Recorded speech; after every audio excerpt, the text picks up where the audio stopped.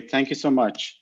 So I continue on COVID vaccine. I described our first multi-tope protein peptide vaccine against COVID-19. Let me see if I can move that. So this is the overview of our vaccine. It's based on synthetic peptide platform that we have been showing to be safe and well tolerated. It has been gone through 5 clinical studies. And the vaccine based on the S1-RBD protein for the B-cell epitope, which induced neutralizing antibody. The RBD, as you know, contain more than 95% of neutralizing epitope coming from the whole spike protein. But we also enriched the RBD with epitope, T helper cell and CTL epitope from S2, M, and N peptide because these epitope has been shown to be recognized in those infected people who successfully control the disease. We show that we protect against COVID-19 disease in animal model. And we have done GLP toxicology study with no toxicity of our vaccine. And the vaccine can be stored at 2 to 8 degrees conventional cold chain. And manufacturing, we can produce about 500 million doses per year. Current status, we are in the middle of phase 2 clinical trial, 3,850 subjects being enrolled, and we are initiating phase 2-3 in US, Brazil, and India. We expect to have emergency use authorization mid-21. There is some background noise. Can you hear me okay? Okay, so this is the component of our vaccine. As I mentioned, RBD is the source of B-cell epitope inducing neutralizing antibody.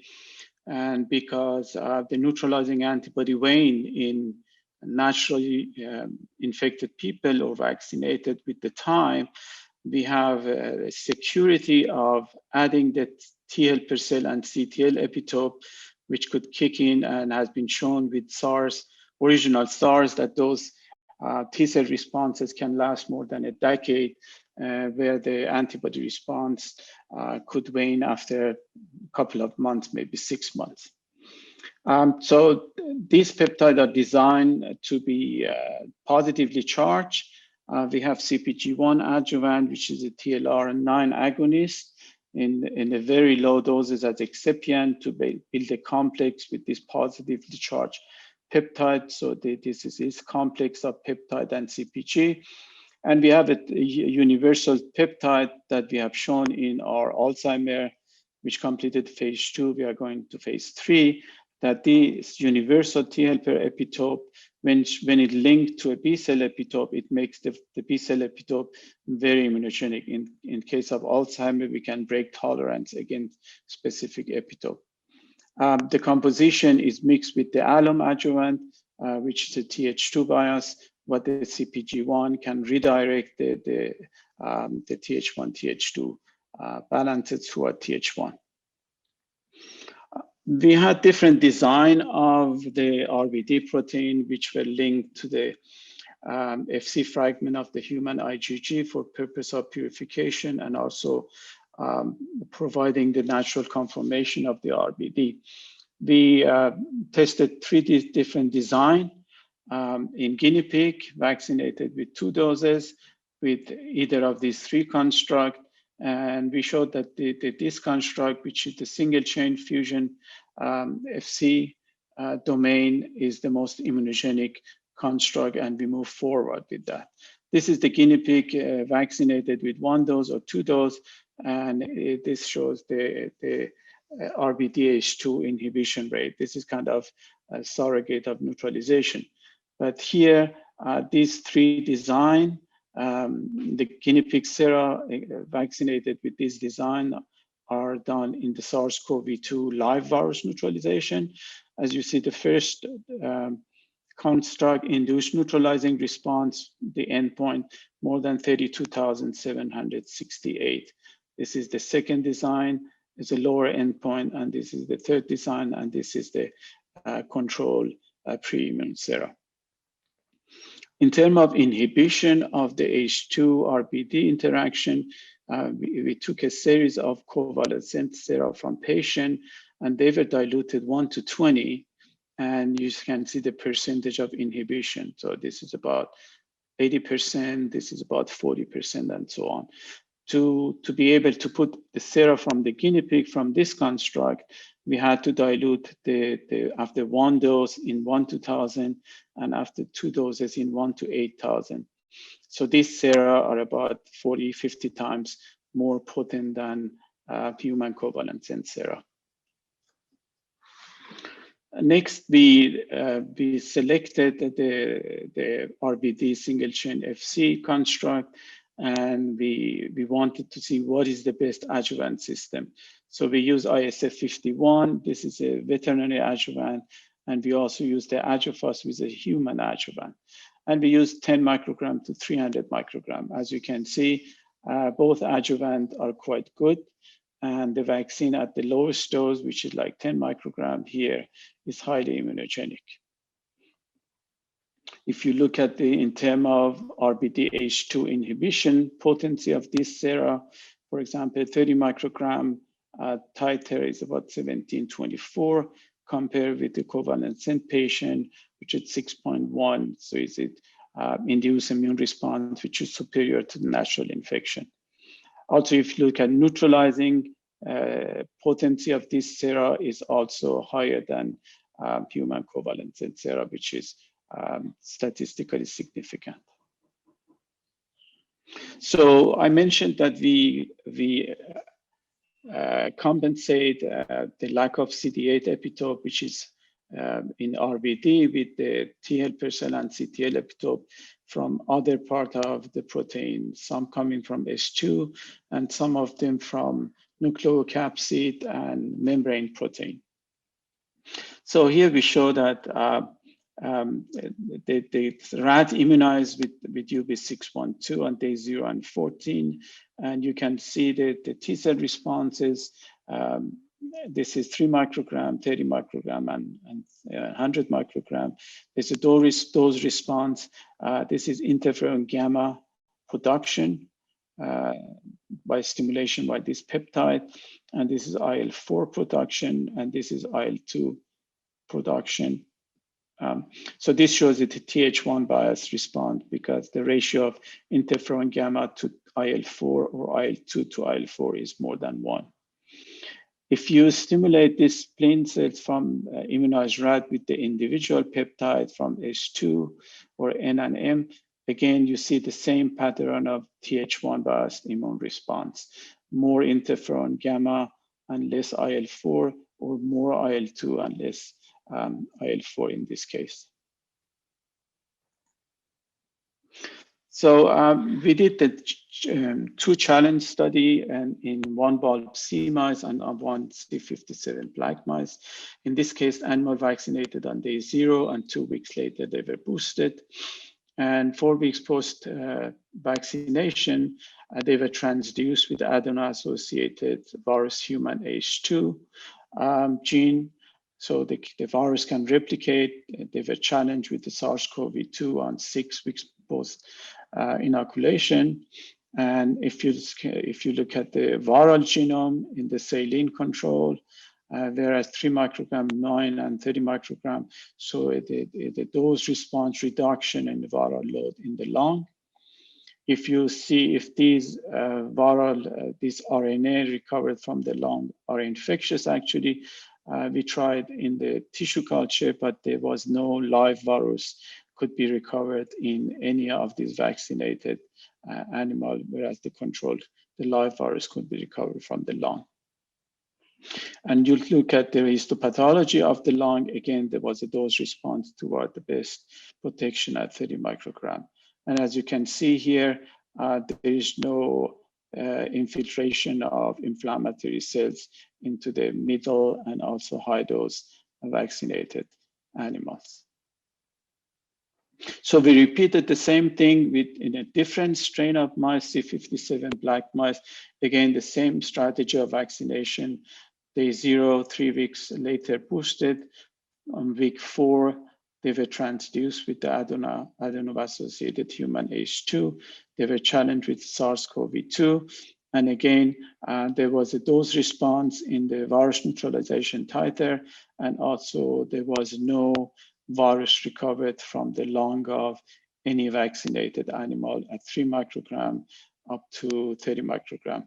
And there is one group we also use that we took out the peptide, and we saw the protection or induction of neutralizing antibody was a bit lower. So this peptide probably still do function even at this shorter interval between vaccination and challenge. Next, we did the non-human primate challenge in rhesus macaque. It's very difficult to find rhesus macaque these days, but this experiment was done in China, in Joint Laboratory. It's a very prestigious laboratory dealing with vaccination. They don't have BSL-3, so these animals were vaccinated on day 0 and day 28, and they were supposed to be challenged 2 weeks later post second dose. But there was an issue with the BSL-3, which was in Peking Union in another part of China. So this animal had to be waiting for a long time in order to be transferred to another city and be challenged. So in order to make sure they were protected, they got a third dose on day 70, and they were finally challenged on between day 81 and 88. So there were 3 groups: low dose, middle dose, and high dose group. Each dose was 4 animals per group. So we looked at the neutralizing antibody response here. If you look at day 42, this is 2 weeks after the second dose.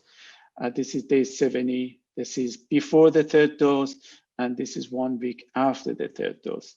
As you can see, the low dose group from 497 virus neutralization 50 was stable until day 70, so not much loss of the titer in all groups.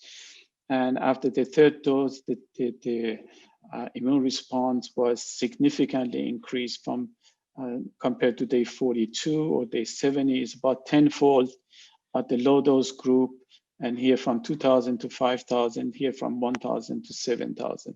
So the level of neutralizing antibody was significantly increased by the third dose. So these the titer were also measured on day 42 in Joint Laboratory. This was done in Sinovac. If you can see the day 42, the titer compared to the day 42 is a bit higher. And this is expected because pseudovirus neutralization is generally has a trend which gives you a higher titer. Maybe the spike protein on the surface of the pseudovirion are not so dense, so these viruses are easier to neutralize. So if you look at the response, this is the day 77. This is neutralization 100. This is high dose. The scale is about 6,000 here, and the scale here is about 200. So this was done in Peking Union. This is day 77, this is 81. So a couple of days later, and the titer were surprisingly different. So the titer was much lower. So we believe this is the apparent, because as I show here, 2 different labs confirmed the high titer of neutralizing antibody. So it is possible that Peking Union neutralizing test is off. Maybe the virus is produced in a different cell line, and that affects the neutralization capacity of this sera. If you look at the lung pathology or the viral load in the lung of the control versus the vaccinated, there was again a dose response in terms of reduction of the viral load in vaccinated animal. We look at the T cell response on day 77. Interferon gamma is a dose response, IL-2 and also IL-4 in these animals. So they induce T helper cell specific interferon gamma and IL-2 in dose-dependent manner. So the result, pre-challenge, all animals developed neutralizing antibody, 2 doses or 3 doses. The pre-challenge neutralizing antibody in Peking Union was was much lower than observed by Sinovac, and also the Joins lab was about 30 to 50 times lower. And we think Peking Union results are apparent because Sinovac data were corroborated by pseudovirus assay done by Joins lab. These animals produced T-cell response, a Th1, Th2 balance. After challenge, there wasn't any fever or significant weight loss. There was a reduction in pharyngeal virus in all 3 vaccinated group. They did not do any ball sample, but the reduction was seen in RNA positive lung lobe in vaccinated animal versus the control. And also reduction of the pneumonitis in 50% of the mild and high dose vaccine group compared to the control. So we moved to the phase 1. Phase 1 was completed in Taiwan in healthy adult 20 to 55 years old. There were 3 groups, 10 microgram, 30 microgram, 100 microgram. They received 2 doses on day 1 and day 29. And the results showed the robust antibody response, which were comparable to those seen in human convalescent sera. And to those regimen induced 100% neutralizing antibody in all subjects. And we started phase 2 in February 2021, last month, enrolling 3,850 subjects. And this phase 2 will be going into adolescent from 12 to 18 years old, but also a group from 19 to 64, and also seniors from 65 years old and beyond. So our vaccine, as I mentioned, we have global accessibility and deliverability, temperature stability at 2 to 8. We have proven manufacturing and scale. And the safety, we have shown low reactogenicity, almost no fever in named subject or any grade 2 adverse reaction. And we are capable of adapting to the new variants very quickly. And our protein vaccine can boost itself, but also can boost the other vaccine, vector-based or mRNA, which may not be able to boost after a couple of applications. So this shows the timeline of UB612. We started as everybody else on January 12, 2020. We selected vaccine candidate in May 20. And we finished GLP toxicology in June. And efficacy trials we started in Taiwan after we show efficacy in transgenic mice and non-human primate. And phase 2 currently ongoing. But we're also going into global efficacy trial in US, Brazil, India, and other countries. And we expect to have EUA third quarter 2021 or earliest possible date.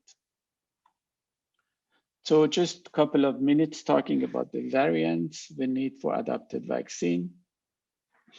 As you can see, we call them UK, South African, or Brazilian for the ease of conversation rather than to B117 and 351 and so on.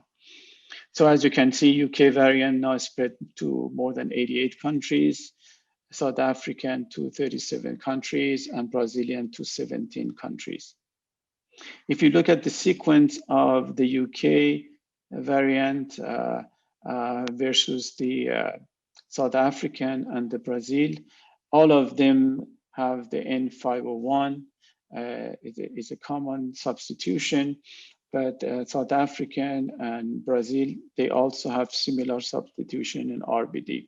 All of them have also this 614D2G mutation. So these mutations are important.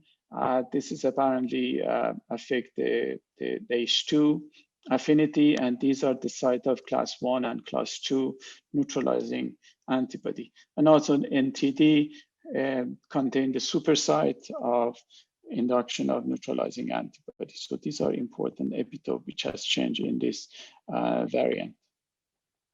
If you look at the companies who have received EUA, Pfizer and Moderna, if you look at the sera from vaccinated subject, again to South Africa, Pfizer dropped to 1 to 4-fold.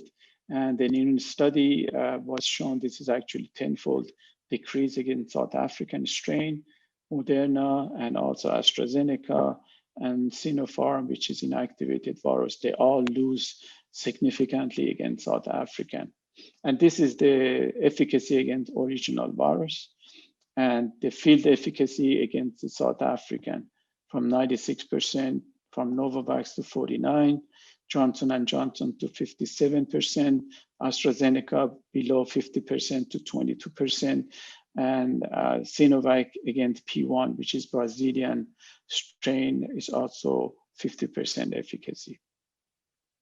So there is a need for making variant. There's one slide missing, that's fine. So this is how we work on the variant. So if there's a variant of concern, we look at the epitope, and if we see if the immunodominant epitope are changed. If that's the case, we design new construct.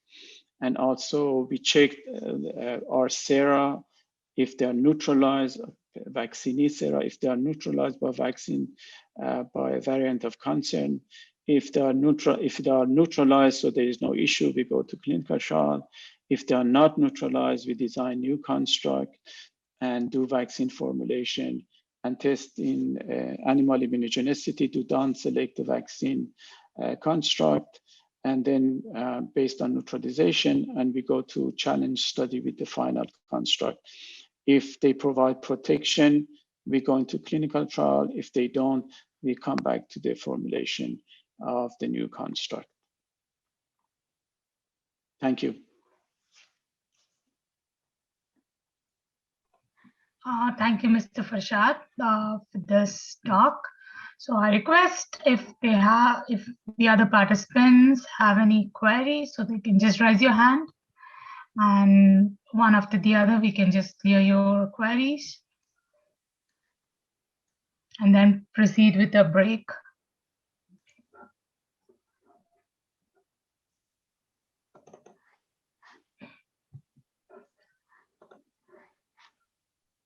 Anyone?